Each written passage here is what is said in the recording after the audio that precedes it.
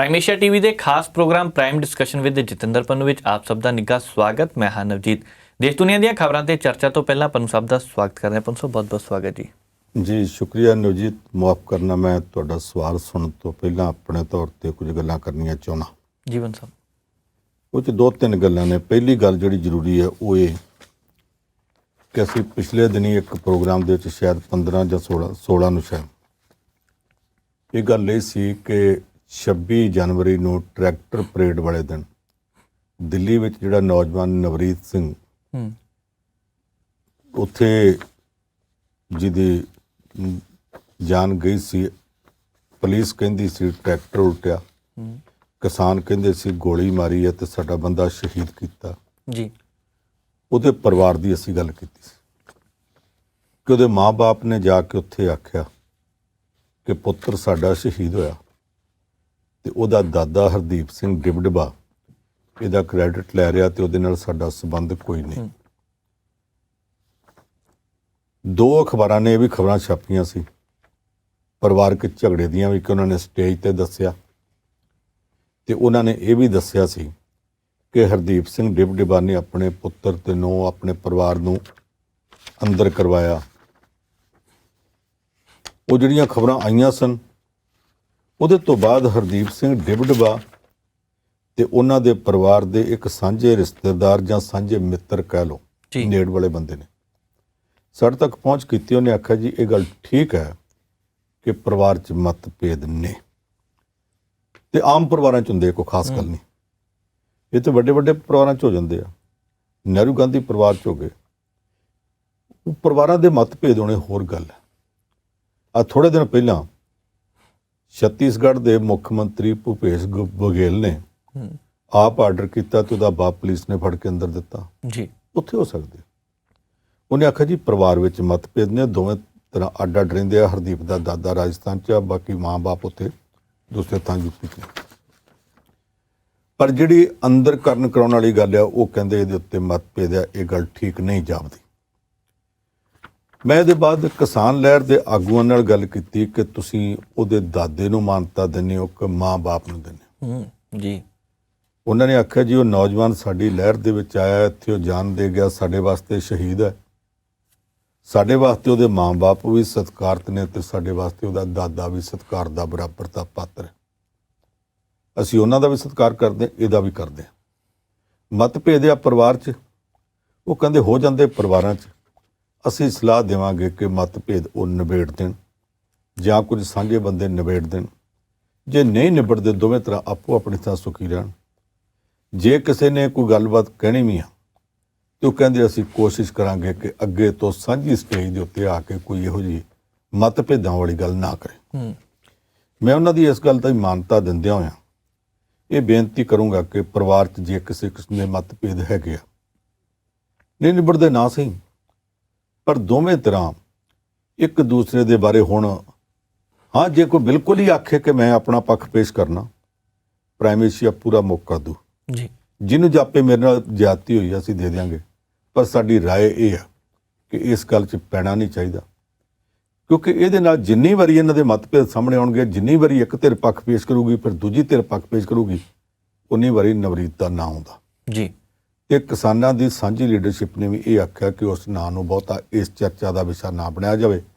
ਇਸ ਕਰਕੇ ਮੈਂ ਉਹਦੇ ਮਾਂ-ਬਾਪ ਨੂੰ ਵੀ, ਉਹਦੇ ਦਾਦਾ ਜੀ ਸਰਦਾਰ ਹਰਦੀਪ ਸਿੰਘ ਡਿਬਡਬਾ ਉਹਨਾਂ ਨੂੰ ਵੀ, ਦੋਵਾਂ ਧਿਰਾਂ ਨੂੰ ਬੇਨਤੀ ਕਰਦਾ ਕਿ ਅਸੀਂ ਤੁਹਾਡਾ ਦੋਵਾਂ ਧਿਰਾਂ ਦਾ, ਉਹਨਾਂ ਦਾ ਵੀ ਸਤਿਕਾਰ ਕਰਦੇ ਹਾਂ, ਉਹਨਾਂ ਦਾ ਵੀ ਕਰਦੇ ਹਾਂ। ਜੇ ਕਿਸੇ ਪਾਸਿਓਂ ਮੀਡੀਆ 'ਚ ਕੋਈ ਗੱਲਬਾਤ ਆਈ ਵੀ ਹੈ, ਤੁਸੀਂ ਪਲੀਜ਼ ਉਹਨੂੰ ਸਾਰੇ ਨੂੰ ਭੁੱਲ ਕੇ ਦੋਵੇਂ ਤਰ੍ਹਾਂ ਨਵਰੀਤ ਦੇ ਉਸ ਕਿਰਦਾਰ ਦਾ ਖਿਆਲ ਕਰਦੇ ਹੋਏ ਇਸ ਮਤਭੇਦ ਨੂੰ ਹੁਣ ਜਨਤਕ ਤੌਰ ਦੇ ਉੱਤੇ ਅੱਜ ਤੋਂ ਬਾਅਦ ਨਾ ਉਛਾਲਿਓ। ਇੱਕ ਮਸਲਾ ਤੇ ਇੱਥੇ ਖਤਮ ਹੋ ਜਾਂਦਾ। ਦੂਸਰੀ ਬੇਨਤੀ ਮੈਂ ਕਰਨੀ ਹੈ ਕਿ ਦਿੱਲੀ ਗੁਰਦੁਆਰਾ ਕਮੇਟੀ ਦੀ ਚੋਣ ਦੇ ਸੰਬੰਧ ਜੀ ਜਿਹੜਾ ਇਸ ਵੇਲੇ ਪ੍ਰਧਾਨ ਹੈ ਮਨਜਿੰਦਰ ਸਿੰਘ ਸਿਰਸਾ, ਉਹਦੀ ਭੂਮਿਕਾ ਬਹੁਤ ਜ਼ਿਆਦਾ ਚਰਚਾ ਵਿੱਚ, ਖਾਸ ਤੌਰ ਤੇ ਇਸ ਕਰਕੇ ਕਿ ਉਹਨੇ ਜਿਹੜਾ ਉੱਥੇ ਪੰਜਾਬੀ ਦਾ ਟੈਸਟ ਦਿੱਤਾ, ਉਹਦੇ 'ਚ ਕੋਈ ਕੁਛ ਕਹਿੰਦਾ, ਕੋਈ ਕੁਛ ਕਹਿੰਦਾ। ਉਸ ਟੈਸਟ ਦੇ ਸਵਾਲ ਦੇ ਉੱਤੇ ਮੈਂ ਉਸ ਦਿਨ ਲਫ਼ਜ਼ ਵਰਤਿਆ ਸੀ ਕਿ ਸੰਸਕ੍ਰਿਤੀ ਦੇ ਸ਼ਲੋਕ ਪੜ੍ਹੇ ਗਏ ਜੀ। ਉਹ ਅਸਲ ਵਿੱਚ ਸੰਸਕ੍ਰਿਤੀ ਨਹੀਂ ਹੁੰਦਾ, ਲਫ਼ਜ਼ ਤੇ ਹੈਗਾ ਸਹਿਸਕ੍ਰਿਤੀ। ਪਰ ਅਰਥ ਜਿਹੜੇ ਆ ਉਹ ਸੰਸਕ੍ਰਿਤੀ ਨਾਲ ਮਿਲਦੇ ਨੇ। ਆਮ ਬੋਲੀ 'ਚ ਉਹਨੂੰ ਸੰਸਕ੍ਰਿਤੀ ਦੇ ਸ਼ਲੋਕ ਆਖੇ ਜਾਂਦੇ ਨੇ। ਮੇਰੇ ਕੋਲ ਭਾਈ ਕਾਹਨ ਸਿੰਘ ਨਾਭਾ ਦਾ ਲਿਖਿਆ ਪਿਆ ਇਹ ਸਾਰੇ ਦਾ ਸਾਰਾ ਸਾਰਿਆਂ ਦੇ ਮੈਂ ਸਾਹਮਣੇ ਇਸ ਕਰਕੇ ਕਰ ਰਿਹਾ ਤਾਂ ਕਿ ਇਹਦੇ 'ਚੋਂ ਜਿਹਨੇ ਕਿਸੇ ਨੇ ਵੇਖਣਾ ਹੋਵੇ ਉਹ ਵੇਖ ਸਕਦਾ। ਇਹਦੇ ਵਿੱਚ ਲਿਖਿਆ ਸਹਿਸਕ੍ਰਿਤੀ, ਅੱਗੇ ਲਿਖਿਆ ਸੰਗਿਆ, ਸੰਸਕ੍ਰਿਤ, ਪਾਲੀ ਤੇ ਪ੍ਰਾਕ੍ਰਿਤ ਤੋਂ ਬਣੀ ਹੋਈ ਇੱਕ ਭਾਸ਼ਾ ਜਿਸ ਦਾ ਨਾਮ ਗਾਥਾ ਵੀ ਹੈ। ਇਸੇ ਵਿੱਚ ਸ਼ਲੋਕ ਸਹਿਸਕ੍ਰਿਤੀ ਲਿਖੇ ਗਏ ਹਨ। ਜਿਹੜੇ ਨੇ ਮਨਜਿੰਦਰ ਸਿੰਘ ਸਿਰਸਾ ਨੇ ਪੜ੍ਹਨ ਦਾ ਯਤਨ ਕੀਤਾ ਤੇ ਪੜ੍ਹ ਨਹੀਂ ਸਕਿਆ ਸ਼ਲੋਕ ਸਹਿਸਕ੍ਰਿਤੀ ਦੇ, ਜਿਨ੍ਹਾਂ ਨੂੰ ਆਮ ਬੋਲੀ 'ਚ ਬਹੁਤ ਸਾਰੇ ਲੋਕ ਸੰਸਕ੍ਰਿਤੀ ਦੇ ਸ਼ਲੋਕ ਵੀ ਆਖੀ ਜਾਂਦੇ ਜੀ। ਸੰਸਕ੍ਰਿਤੀ ਤੇ ਸਹਿਸਕ੍ਰਿਤੀ ਆਪੋ ਵਿੱਚ ਲਫ਼ਜ਼ੇ ਦੋਵੇਂ ਇੰਨੇ ਮਿਲਦੇ ਆ ਕਿ ਇਹਨਾਂ ਦੀ ਪ੍ਰੋਨਾਂਸੀਏਸ਼ਨ ਦੇ ਵਿੱਚ ਵੀ, ਬੋਲ ਬਾਣੀ 'ਚ ਵੀ ਕਈਆਂ ਥਾਵਾਂ ਦੇ ਉੱਤੇ ਮਤਭੇਦ ਆ ਜਾਂਦੇ ਆ। ਦੂਜੀ ਗੱਲ ਇਹ ਕਿ ਉਹਨੂੰ ਆਖਿਆ ਕਿਉਂ ਗਿਆ ਪੜ੍ਹਨ ਵਾਸਤੇ, ਉਹਦਾ ਕਾਰਨ ਇਹ ਆ ਕਿ ਮੇਰੇ ਕੋਲ ਆ ਦਿੱਲੀ ਗੁਰਦੁਆਰਾ ਪ੍ਰਬੰਧਕ ਕਮੇਟੀ ਦਾ ਐਕਟ ਜਿਹੜਾ ਉਹਦੇ ਉਸ ਪੇਜ ਦੀ ਫੋਟੋ ਕਾਪੀ ਮੈਂ ਲਿਆ ਜੀ। ਇਸ ਫੋਟੋ ਕਾਪੀ ਦੇ ਵਿੱਚ ਰੂਲ ਨੰਬਰ 10M ਜਿਹੜਾ ਉਹਦੇ ਅੱਗੇ ਲਿਖਿਆ ਨਾਟ ਬੀਇੰਗ ਏ ਬਲਾਈਂਡ ਪਰਸਨ, ਜੋ ਨੇਤਰਹੀਣ ਨਹੀਂ, ਰੀਡ ਐਂਡ ਰਾਈਟ ਗੁਰਮੁਖੀ, ਜੇ ਉਹ ਉਮੀਦਵਾਰ ਨੇਤਰਹੀਣ ਨਹੀਂ ਤੇ ਫਿਰ ਉਹ ਗੁਰਮੁਖੀ ਲਿਖ ਤੇ ਪੜ੍ਹ ਸਕਦਾ ਹੋਵੇ ਜੀ। Explanation, a person shall be deemed to be able to read Gurmukhi if he is able to recite Sri Guru Granth Sahib in Gurmukhi। ਉਹ ਗੁਰਮੁਖੀ ਪੜ੍ਹ ਸਕਦਾ ਹੋਵੇ ਤਾਂ ਕਿ ਗੁਰੂ ਗ੍ਰੰਥ ਸਾਹਿਬ ਦੇ ਵਿੱਚੋਂ ਬਾਣੀ ਪੜ੍ਹ ਸਕੇ, ਗੁਰਬਾਣੀ ਪੜ੍ਹ ਸਕੇ। ਦੂਜਾ, right Gurmukhi if he fills his nomination paper for election to be committee in Gurmukhi in his own handwriting। ਯਾਨੀ ਆਪਣਾ ਜਿਹੜਾ ਨਾਮੀਨੇਸ਼ਨ ਪੇਪਰ ਆ, ਨਾਮਜ਼ਦਗੀ ਫਾਰਮ, ਪੰਜਾਬੀ 'ਚ ਗੁਰਮੁਖੀ 'ਚ ਆਪ ਪੜ੍ਹ ਸਕਦਾ ਹੋਵੇ, ਇੰਨੀ ਪੰਜਾਬੀ ਪੜ੍ਹ ਸਕਦਾ ਹੋਵੇ ਜੀ। ਇਹ ਦੋ ਗੱਲਾਂ ਨੇ ਜ਼ਰੂਰੀ। ਇਹਦੇ 'ਚ ਹੁਣ ਆ ਜਾਂਦੀ ਆ ਤੀਸਰੀ ਗੱਲ, ਉਹ ਇਹ ਕਿ ਉਹਨੂੰ ਦਿੱਤੇ ਗਏ ਪੜ੍ਹਨ ਵਾਸਤੇ ਗੁਰੂ ਸ੍ਰੀ ਗੁਰੂ ਗ੍ਰੰਥ ਸਾਹਿਬ ਦਾ ਅੰਗ ਨੰਬਰ 1358 ਜਿਸ ਤੇ ਸਹਿਸਕ੍ਰਿਤੀ ਦੇ ਸ਼ਲੋਕ ਨੇ ਜੀ, ਉਹ ਬੜੇ ਔਖੇ ਆ। ਸਾਰਿਆਂ ਵਾਸਤੇ ਪੜ੍ਹਨਾ ਸੌਖਾ ਨਹੀਂ, ਉਹਦਾ ਉਚਾਰਨ ਬਹੁਤ ਔਖਾ। ਉਹਦੇ 'ਚ ਆਮ ਬੋਲੀ 'ਚ ਤੇ ਬਹੁਤ ਸਾਰੇ ਥਾਵਾਂ ਤੇ ਗੁਰਬਾਣੀ ਬੜੀ ਸਰਲ ਆ ਤੇ ਹਰ ਕੋਈ ਪੜ੍ਹ ਸਕਦਾ, ਪਰ ਜਦੋਂ ਇੱਥੇ ਸਹਿਸਕ੍ਰਿਤੀ ਦੇ ਸ਼ਲੋਕਾਂ 'ਚ ਜਾ ਕੇ ਪੜ੍ਹਨਾ ਪੈਂਦਾ, ਮਿਤਰੰ ਤਜੰਤ ਸਤਰੰਗ ਦੜੰਤ ਅਨਕ ਮਾਇਆ ਵਿਸਤੀਰਣੇ, ਉੱਥੇ ਵੱਡੇ ਵੱਡੇ ਕਥਾਵਾਚਕ ਜਿਹੜੇ ਆ ਉਹਨਾਂ ਦੇ ਵੀ ਜਾ ਕੇ ਕਈਆਂ ਦੀਆਂ ਬ੍ਰੇਕਾਂ ਲੱਗਣ ਲੱਗ ਪੈਂਦੀਆਂ। ਇਹ ਮਨਜਿੰਦਰ ਸਿੰਘ ਸਿਰਸੇ ਤੋਂ ਨਹੀਂ ਸੀ ਹੋ ਸਕਣਾ ਜੀ। ਔਰ ਮੈਂ ਦਾਅਵੇ ਨਾਲ ਕਹਿਣਾ ਕਿ ਦਿੱਲੀ ਗੁਰਦੁਆਰਾ ਕਮੇਟੀ, ਸ਼੍ਰੋਮਣੀ ਗੁਰਦੁਆਰਾ ਪ੍ਰਬੰਧਕ ਕਮੇਟੀ, ਇਹਨਾਂ ਦੇ ਸਾਰੇ ਮੈਂਬਰਾਂ, ਪ੍ਰਧਾਨਾਂ, ਸੈਕਟਰੀਆਂ ਸਾਰਿਆਂ ਤੋਂ ਤੁਸੀਂ ਕਰਵਾ ਕੇ ਵੇਖੋ, ਇਹਨਾਂ 'ਚੋਂ 95 ਤੋਂ ਵੱਧ ਕੇ 98 ਜਾਂ 99% ਗਲਤ ਹੋਣ ਜਿਹਨਾਂ ਤੋਂ ਨਹੀਂ ਪੜ੍ਹੇ ਜਾਣੇ, 1-2% ਮਸਾਂ ਪੜ੍ਹਨਗੇ, ਬਾਕੀ ਨਹੀਂ ਪੜ੍ਹ ਸਕਦੇ। ਬਾਕੀ ਦਿਆਂ ਨੂੰ ਤੇ ਜੇ ਤੁਸੀਂ ਆਖੋ ਨਾ ਕਿ ਤੁਸੀਂ ਸਵਈਏ ਜਿਹੜੇ ਸਵੇਰੇ ਨਿਤਨੇਮ ਦੇ ਉਹ ਪਾਠ ਕਰ ਦਿਓ, ਇਹਨਾਂ ਤੋਂ ਉਹ ਵੀ ਨਹੀਂ ਹੋਣਾ, ਉਹਦੇ ਵਿੱਚੋਂ ਵੀ 80% ਫੇਲ ਹੋ ਜਾਣੇ। ਹੁਣ ਇਹ ਜਿਹੜੀ ਸਥਿਤੀ ਆ ਇਹਨੂੰ ਰੱਖ ਦਿਓ ਪਾਸੇ। ਤੀਸਰੀ ਗੱਲ ਫਿਰ ਇਹ ਸੀ ਕਿ ਉਹ ਗੁਰਮੁਖੀ ਲਿਖ ਸਕਦਾ ਹੋਵੇ। ਇਹ ਲਿਖਣ ਵਾਸਤੇ ਆਖਿਆ ਗਿਆ, ਇਹਨੇ ਫਿਰ ਅੱਗੋਂ ਇੱਕ ਚਿੱਠੀ ਲਿਖੀ, ਜਿਹੜਾ ਹੁੰਦਾ ਨਾ ਕਿ 46 ਸ਼ਬਦ ਲਿਖੇ। ਮੈਂ ਕਮੈਂਟਸ ਪੜ੍ਹੇ ਆ, ਬਹੁਤ ਸਾਰੇ ਸੋਸ਼ਲ ਮੀਡੀਆ ਤੇ ਕਮੈਂਟਸ ਆਉਣ ਡਿਆ, ਫੇਸਬੁੱਕ ਤੇ ਵੀ ਕਈਆਂ ਥਾਵਾਂ ਤੇ, ਕਹਿੰਦੇ ਜੀ ਦਿੱਲੀ ਸਿੱਖ ਗੁਰਦੁਆਰਾ ਪ੍ਰਬੰਧਕ ਕਮੇਟੀ ਦੇ 46 ਮੈਂਬਰ ਹੈ, ਇਸ ਕਰਕੇ ਇਹਨੂੰ 46 ਸ਼ਬਦ ਲਿਖਣ ਨੂੰ ਦਿੱਤੇ ਗਏ, ਕਿਉਂਕਿ ਇਹਦੀ ਪਾਰਟੀ ਨੇ 27 ਸੀਟਾਂ ਜਿੱਤੀਆਂ, ਇਸ ਕਰਕੇ ਤੋਂ 27 ਗਲਤੀਆਂ ਹੋ ਗਈਆਂ। ਇਹਦਾ ਤਾਂ ਆਪੋ ਵਿੱਚ ਕੋਈ ਸੰਬੰਧ ਨਹੀਂ, ਨਾ 27 ਦਾ 27 ਨਾਲ, ਨਾ 46 ਸ਼ਬਦਾਂ ਨਾਲ। ਮੇਰੀ ਜਾਣਕਾਰੀ ਮੁਤਾਬਕ ਇਹਨੇ ਜਿਹੜਾ ਗੁਰਦੁਆਰਾ ਚੋਣਾਂ ਦਾ ਡਾਇਰੈਕਟਰ ਹੈ ਉਹਨੂੰ ਚਿੱਠੀ ਲਿਖੀ, ਜਿਸ ਤਰ੍ਹਾਂ ਸਕੂਲ 'ਚ ਬੱਚੇ ਲਿਖਦੇ ਹੁੰਦੇ ਆ ਕਿ ਸੇਵਾ ਵਿਖੇ ਪ੍ਰਿੰਸੀਪਲ ਸਾਹਿਬ ਮੈਨੂੰ ਫੀਸ ਮਾਫੀ ਦਿੱਤੀ ਜਾਵੇ, ਮੇਰੇ ਪਿਤਾ ਜੀ ਗਰੀਬ ਹਨ ਜੀ। ਉਸੇ ਤਰ੍ਹਾਂ ਦੀ ਇਹਨੇ ਇੱਕ ਚਿੱਠੀ ਲਿਖੀ ਕਿ ਮੈਨੂੰ ਗੁਰਮੁਖੀ ਆਉਂਦੀ ਆ, ਮੇਰਾ ਇਹ ਫਾਲਤੂ ਦਾ ਟੈਸਟ ਨਾ ਲਿਆ ਜਾਵੇ। ਉਹਦੇ ਸੇਵਾ ਵਿਖੇ ਤੋਂ ਲੈ ਕੇ ਅਖੀਰ ਤੱਕ ਕੁੱਲ 46 ਸ਼ਬਦ ਬਣਦੇ ਸੀ। ਇਹਦੇ ਉੱਤੇ ਕੋਈ ਬੰਦਿਸ਼ ਨਹੀਂ ਕਿ ਆਹ ਲਿਖਣਾ ਕਿ ਉਹ ਲਿਖਣਾ, ਇਹਨੇ ਆਪਣੀ ਮਰਜ਼ੀ ਨਾਲ ਲਿਖੇ। ਉਹਨਾਂ 46 ਦੇ ਵਿੱਚੋਂ 27 ਗਲਤ ਸੀ ਤੇ 19 ਠੀਕ ਸੀ। ਇਹ ਗੱਲ ਸਾਹਮਣੇ ਆਉਂਦੀ, ਇੱਥੇ ਆ ਕੇ ਮਨਜਿੰਦਰ ਸਿੰਘ ਸਿਰਸਾ ਫਸ ਜਾਂਦਾ ਜੀ। ਇੱਕ ਚੀਜ਼ ਇਹਨੇ ਆਖੀ ਕਿ ਮੇਰੇ ਕੋਲ ਡਿਗਰੀ ਹੈ, ਉਹਦੀ ਆਨਰਸ ਸੀ, ਪੰਜਾਬੀ ਆਨਰਸ ਸੀ। ਉਹ ਬਾਰ-ਬਾਰ ਆਖਿਆ ਗਿਆ ਔਰ ਉਹਦੇ ਵਿੱਚ ਜਿਹਨੇ ਇਹਦੇ ਕਾਗਜ਼ਾਂ ਦਾ ਫੈਸਲਾ ਕਰਨਾ ਸੀ ਉਹਨੇ ਵੀ ਫੈਸਲੇ 'ਚ ਆਖਿਆ ਕਿ ਇਹ ਉਹ ਡਿਗਰੀ ਪੇਸ਼ ਨਹੀਂ ਕਰ ਸਕਿਆ। ਹੁਣ ਆਹ ਮਾਮਲਾ ਆ ਸਾਰਾ, ਇਹਦੇ ਉੱਤੇ ਅੱਗੇ ਮੈਂ ਪਹਿਲੀ ਗੱਲ ਸਮਝਦਾ ਕਿ ਇਹਨੂੰ ਜਿੱਥੋਂ ਗੁਰਬਾਣੀ ਪੜ੍ਹਨ ਵਾਸਤੇ ਆਖਿਆ ਗਿਆ ਉਹ ਔਖਾ ਟੈਸਟ ਸੀ ਜੀ। ਉਹ ਨਾ ਕਰਾਇਆ ਜਾਂਦਾ, ਸੌਖਾ ਵੀ ਹੋ ਸਕਦਾ ਸੀ ਕਿਉਂਕਿ ਉਹ ਵਿਰਲੇ ਕਰ ਸਕਦੇ। ਪਰ ਦੂਸਰਾ ਜਿਹੜਾ ਹੱਥੀਂ ਲਿਖਣ ਵਾਲਾ ਸੀ, ਜਿਹੜੇ ਇੱਕ ਚਿੱਠੀ ਆਪਣੇ ਤੋਂ ਹੱਥੀਂ ਨਹੀਂ ਲਿਖੀ ਗਈ, ਤੇ ਇਹਦਾ ਮਨਜਿੰਦਰ ਸਿੰਘ ਸਿਰਸਾ ਕੋਈ ਸਪਸ਼ਟੀਕਰਨ ਨਹੀਂ ਦੇ ਸਕਦਾ। ਗੁਰੂ ਘਰ 'ਚ ਬੈਠੇ ਹੋ, ਗੁਰਬਾਣੀ ਰੋਜ਼ ਪੜ੍ਹਦੇ ਹੋ, ਚਿੱਠੀਆਂ ਤੁਸੀਂ ਪੰਜਾਬੀ 'ਚ ਕਲਰਕਾਂ ਤੋਂ ਲਿਖਾ ਲੈਂਦੇ ਆ, ਪੜ੍ਹਦੇ ਤੇ ਹੋਵੋਗੇ ਕਿ ਪੜ੍ਹਦੇ ਵੀ ਨਹੀਂ, ਭਾਸ਼ਣ ਤੁਸੀਂ ਪੰਜਾਬੀ 'ਚ ਕਰਦੇ ਹੋ।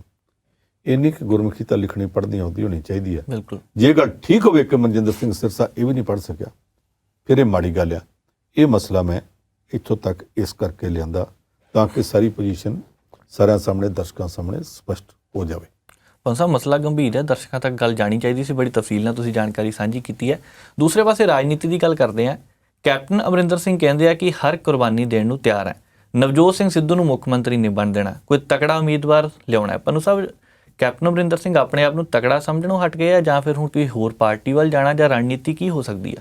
ਦੇਖੋ, ਪਹਿਲੀ ਗੱਲ ਤਾਂ ਇਹ ਕਿ 7-8 ਮਹੀਨੇ ਲਗਾਤਾਰ ਟਵੀਟ ਕਰਕੇ, ਮੈਸੇਜ ਕਰਕੇ, ਫੇਸਬੁੱਕ ਤੇ ਪੋਸਟਾਂ ਪਾ ਕੇ ਨਵਜੋਤ ਸਿੰਘ ਸਿੱਧੂ ਨੇ ਕਿੰਨੀ ਚਾਂਦਮਾਰੀ ਕੀਤੀ ਕੈਪਟਨ ਅਮਰਿੰਦਰ ਸਿੰਘ ਤੇ। ਜੀ। ਅਗਲਾ ਨੇਚਰ ਕੁੱਟ ਖਾਂਦਾ ਰਿਹਾ, ਤੇ ਫਿਰ ਵੀ ਜਦੋਂ ਜਨਤਕ ਤੌਰ ਤੇ ਬੋਲਣਾ ਪਿਆ ਤੇ ਇਹ ਕਹਿੰਦਾ ਰਿਹਾ ਕਿ ਮੇਰੇ ਯਾਰ ਦਾ ਪੁੱਤ ਆ, ਮੈਂ ਤੇ ਇਹਦੇ ਬਾਪ ਤੋਂ ਰਾਜਨੀਤੀ ਸਿੱਖੀ ਸੀ। ਹੁਣ ਜਦੋਂ ਉਹਨੇ ਕੌੜ ਖਾਧੀ ਹੈ ਤੇ ਉਹਨੂੰ ਵੀ ਕੌੜ ਕੱਢਣ ਦਾ ਮੌਕਾ ਠੀਕ ਆ, ਕੱਢੀ ਜਾਣ ਦਿਓ, ਕੀ ਹਰਜ ਆ। ਉਹਨੇ ਵੀ ਗੁੱਸਾ ਕੱਢਿਆ, ਉਹਨੇ ਇਹਨੂੰ ਡਰਾਮਾ ਮਾਸਟਰ ਕਹਿਤਾ ਨਵਜੋਤ ਸਿੰਘ ਸਿੱਧੂ। ਚਲ ਕੋਈ ਨਹੀਂ, ਹੋਰ ਵੀ ਕਹਿਣਾ ਤੂੰ ਕਹਿ, ਕੋਈ ਗੱਲ ਨਹੀਂ ਯਾਰ, ਗੱਲ ਪਰ ਖਤਮ ਹੋਈ ਦੀ ਜੀ। ਦੂਸਰਾ ਜਿਹੜਾ ਸਵਾਲ ਹੈ ਕਿ ਮੈਂ ਇਹਦੇ ਮੁਕਾਬਲੇ ਤੇ ਬਹੁਤ ਮਜ਼ਬੂਤ ਉਮੀਦਵਾਰ ਖੜਾ ਕਰਾਂਗਾ, ਇਹਨੂੰ ਮੈਂ ਜਿੱਤਣ ਨਹੀਂ ਦੇਣਾ। ਜੀ। ਵੀ ਜੇ ਤਾਂ ਨਵਜੋਤ ਸਿੰਘ ਸਿੱਧੂ ਵੀ ਕਾਂਗਰਸ ਵਿੱਚ ਹੋਇਆ ਤੇ ਕੈਪਟਨ ਅਮਰਿੰਦਰ ਸਿੰਘ ਵੀ ਕਾਂਗਰਸ ਵਿੱਚ ਹੋਇਆ, ਤੇ ਕੈਪਟਨ ਅਮਰਿੰਦਰ ਸਿੰਘ ਕਿਸੇ ਵੀ ਹਾਲਤ ਵਿੱਚ ਨਵਜੋਤ ਸਿੰਘ ਸਿੱਧੂ ਦੇ ਮੁਕਾਬਲੇ ਤੇ ਮਜ਼ਬੂਤ ਉਮੀਦਵਾਰ ਉਮੀਦਵਾਰ ਹੀ ਨਹੀਂ ਖੜਾ ਕਰ ਸਕਦਾ। ਕਾਂਗਰਸ ਦਾ ਉਮੀਦਵਾਰ ਤੇ ਨਵਜੋਤ ਸਿੰਘ ਸਿੱਧੂ ਨਾਲ ਤੇ ਦੇ ਮੁਕਾਬਲੇ ਦੂਸਰਾ ਕਿੱਥੋਂ ਖੜਾ ਕਰ ਦੋ? ਤੇ ਜੋ ਕਹਿੰਦਾ ਕਿ ਮੈਂ ਇਹਦੇ ਮੁਕਾਬਲੇ ਤੇ ਮਜ਼ਬੂਤ ਉਮੀਦਵਾਰ ਖੜਾ ਕਰਾਂਗਾ, ਇਹਦਾ ਮਤਲਬ ਕਿ ਸੋਚ ਦੀ ਸੂਈ ਕਿਤੇ ਨਾ ਕਿਤੇ ਇੱਥੇ ਅਟਕੀ ਪਈ ਹੈ ਕਿ ਲੋੜ ਪਈ ਤਾਂ ਹੁਣ ਮੈਂ ਬੁਰੇ ਦੇ ਘਰ ਤੱਕ ਜਾਊਂ, ਪਾਰਟੀ ਵੀ ਵੱਖਰੀ ਬਣਾਉਣੀ ਪਈ ਤੇ ਮੈਂ ਬਣਾਊਂਗਾ। ਜੀ। ਉਹਨੇ ਇਹ ਵੀ ਕਹਿ ਦਿੱਤਾ ਕਿ ਮੇਰੇ ਨਹਿਰੂ ਗਾਂਧੀ ਪਰਿਵਾਰ ਨਾਲ ਸੰਬੰਧ ਹੈ। ਮੈਂ ਕਈ ਹਫ਼ਤੇ ਪਹਿਲਾਂ ਕਹਿਤਾ ਸੀ ਸੋਨੀਆ ਗਾਂਧੀ ਨੂੰ ਮੈਂ ਅਸਤੀਫਾ ਦੇਣ ਨੂੰ ਤਿਆਰ, ਅਸਤੀਫਾ ਲੈਣਾ ਸੀ ਮੇਰੇ ਤੋਂ ਲੈ ਲੈਂਦੇ, ਮੈਂ ਫੌਜੀਆਂ ਵਾਂਗੂ ਅਸਤੀਫਾ ਦਿੰਦਾ। ਉਦੋਂ ਇਹਨਾਂ ਕੀਤਾ ਨਹੀਂ। ਰਾਹੁਲ ਗਾਂਧੀ ਤੇ ਪ੍ਰਿਯੰਕਾ ਦੋਵੇਂ ਬੱਚੇ ਬਹੁਤੇ ਮੈਚੁਰ ਨਹੀਂ, ਸਿਆਣੇ ਨਹੀਂ ਜੀ। ਇਸ ਕਰਕੇ ਜਿੱਦਾਂ ਕੋਈ ਸਲਾਹਕਾਰ ਸਲਾਹ ਦੇ ਦਿੰਦਾ ਤੇ ਉਹਦੇ ਮੁਤਾਬਕ ਚੱਲਦੇ ਆ।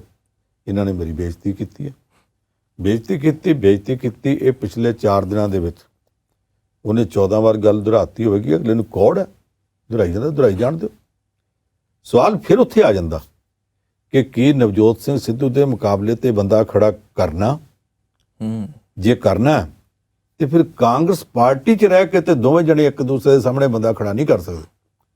ਜਿਹੜਾ ਕੰਮ ਕਰ ਸਕਦੇ ਹੋ ਮੈਂ ਦੱਸਦਾ, ਉਹ ਇਹ ਕਿ ਅਕਾਲੀ ਦਲ ਵਿੱਚ ਵੀ ਤੇ ਕਾਂਗਰਸ ਵਿੱਚ ਵੀ ਇਹ ਰਿਵਾਜ ਹੈ, ਕਈ ਵਾਰੀ ਬੰਦਾ ਆਪਣੇ ਕੋਲੋਂ ਟਿਕਟ ਦੇ ਕੇ ਖੜਾ ਕਰ ਦਿਓ ਤੇ ਹੇਠਲੇ ਸਾਰਿਆਂ ਨੂੰ ਕਹਿ ਦਿਓ ਮਦਦ ਦੂਜੇ ਦੀ ਕਰ ਦਿਓ, ਇਹ ਨਾ ਵੀ ਆਪਣਾ ਇੱਕ ਜਿੱਤੂਗਾ ਸਰ ਜਾਣਾ, ਪਰ ਇਹਨੂੰ ਜਿੱਤਣ ਨਾ ਦਿਓ। ਜੀ। ਇਹ ਗੱਲ ਬੜੀ ਵਾਰੀ ਅੱਗੇ ਹੋਈ ਸੀ, ਹੁਣ ਵੀ ਹੋ ਸਕਦੀ ਹੈ ਕਾਂਗਰਸ ਵਿੱਚ। ਪਰ ਜੇ ਇਹ ਆਖੇ ਮੈਂ ਇਹਦੇ ਮੁਕਾਬਲੇ ਤੇ ਉਮੀਦਵਾਰ ਖੜਾ ਕਰਨਾ, ਤੇ ਉਮੀਦਵਾਰ ਖੜਾ ਕਰਨ ਦਾ ਇੱਕੋ ਹੀ ਮਤਲਬ ਹੈ ਕਿ ਕੈਪਟਨ ਅਮਰਿੰਦਰ ਸਿੰਘ ਇਸ ਪਾਰਟੀ ਵਿੱਚ ਰਹਿਣਾ ਨਹੀਂ ਚਾਹੁੰਦੇ, ਵੱਖਰੀ ਪਾਰਟੀ ਬਣਾ ਕੇ ਉਹਦੇ ਵੱਲੋਂ ਕੋਈ ਨਾ ਕੋਈ ਉਮੀਦਵਾਰ ਖੜਾ ਕਰਨਗੇ। ਜਾਂ ਨੂੰ ਇਹ ਸਪਸ਼ਟ ਕਰ ਦੇਣਾ ਚਾਹੀਦਾ ਕਿ ਮਜ਼ਬੂਤ ਉਮੀਦਵਾਰ ਖੜਾ ਕਰਨਾ ਇਹਦਾ ਮਤਲਬ ਕੀ ਹੁੰਦਾ। ਜੀ। ਲੋਕਾਂ ਜੋ ਅਰਥ ਕੱਢਣਾ ਸੀ ਉਹ ਕੱਢ ਲਿਆ, ਔਰ ਉਹੀ ਅਰਥ ਮੈਂ ਕੱਢਦਾ ਪਿਆ।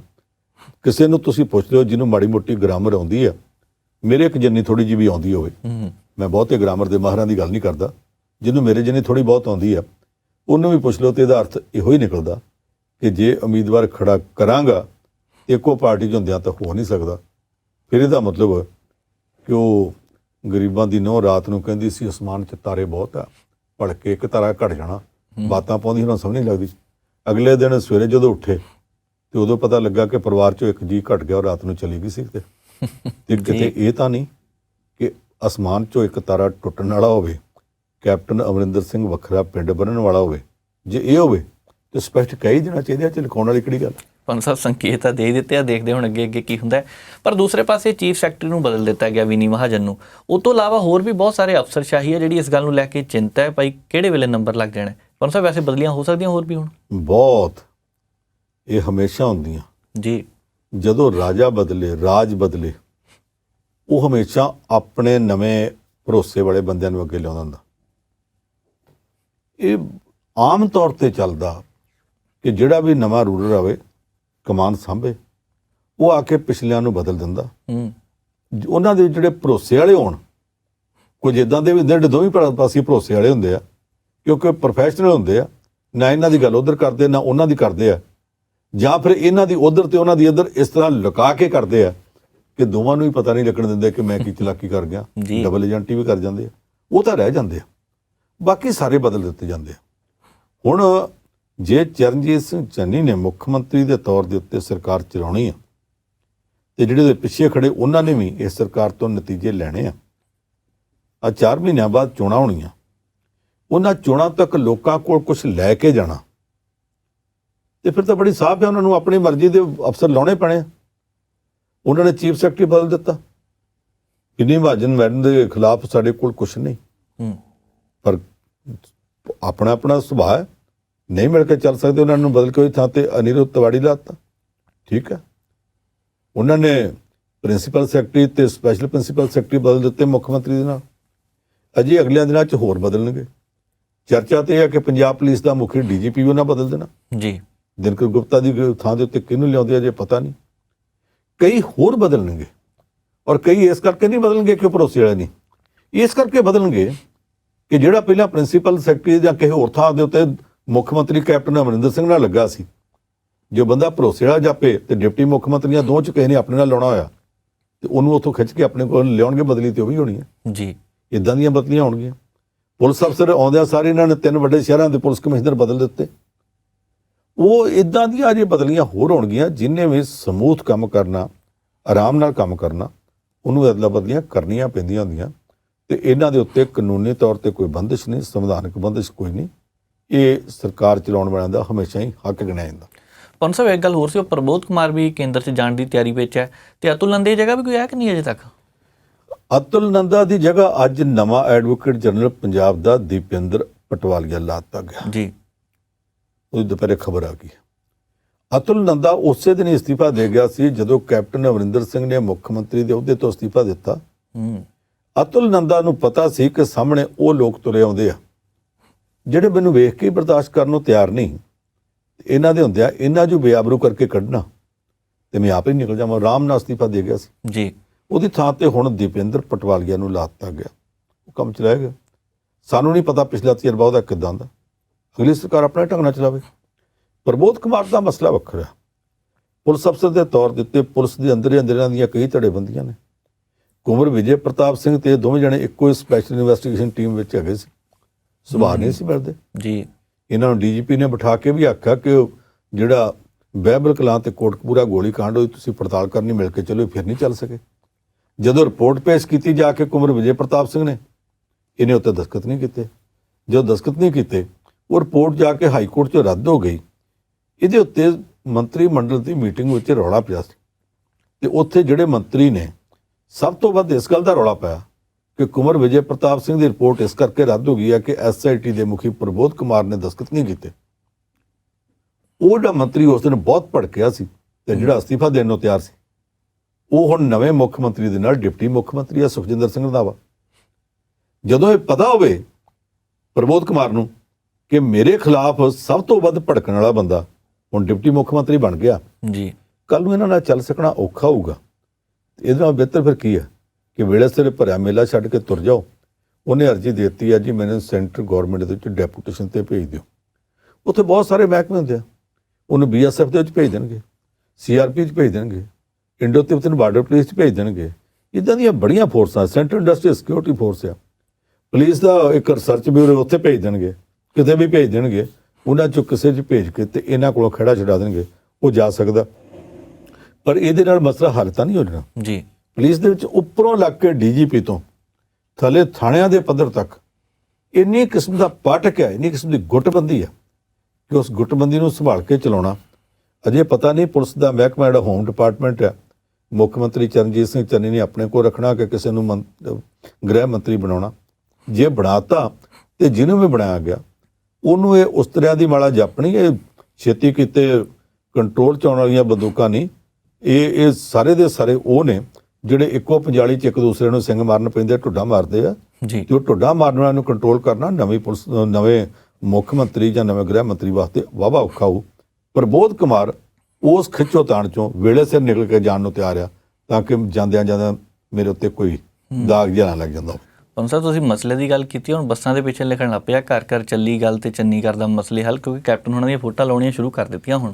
ਜਿਹੜਾ ਵੀ ਆਵੇ ਉਹਦੀ ਬਹਿਜਾ ਹੁੰਦੀ ਆ, ਕੋਈ ਗੱਲ ਨਹੀਂ। ਫਿਰ ਜਿਹੜੇ ਅਗਲੇ ਪਾਸੇ ਇਸ ਤਰ੍ਹਾਂ ਦੇ ਹੁੰਦੇ ਨਾ ਕਲਾਕਾਰ, ਸਰਕਾਰਾਂ ਦੀ ਸੇਵਾ ਕਰਨ ਵਾਲੇ, ਉਹ ਤੇ ਸ਼ੇਰ ਚੁਟਕਿਆਂ 'ਚ ਬਣਾ ਕੇ ਨਾਲ ਲਿਖਣ ਲੱਗ ਪੈਂਦੇ, ਉਹਨਾਂ ਨੇ ਲਿਖ ਦਿੱਤੇ ਹੋਣੇ ਆ। ਠੀਕ ਹੈ ਪੰਨ ਸਾਹਿਬ, ਬਹੁਤ ਬਹੁਤ ਧੰਨਵਾਦ ਖਬਰਾਂ ਚਰਚਾ ਕਰਨ ਲਈ। ਉਮੀਦ ਕਰਦੇ ਹਾਂ ਤੁਹਾਨੂੰ ਇਹ ਪ੍ਰੋਗਰਾਮ ਜ਼ਰੂਰ ਪਸੰਦ ਆਇਆ ਹੋਣਾ। ਜੇਕਰ ਕੋਈ ਤੁਹਾਡਾ ਸੁਝਾਅ ਹੁੰਦਾ ਜਾਂ ਸਵਾਲ ਹੁੰਦੇ ਆ, ਸੋਸ਼ਲ ਮੀਡੀਆ ਦੇ ਪਲੇਟਫਾਰਮ ਤੇ ਤੁਸੀਂ ਕਮੈਂਟ ਕਰਿਆ ਕਰੋ। ਹੁਣ ਮੈਨੂੰ ਨਵਜੀਤ ਨੂੰ ਦਿਓ ਇਜਾਜ਼ਤ। ਦੇਖਦੇ ਰਹੋ ਪ੍ਰਾਈਮ ਏਸ਼ੀਆ ਟੀਵੀ, ਤੁਹਾਡਾ ਆਪਣਾ, ਤੁਹਾਡੇ ਲਈ।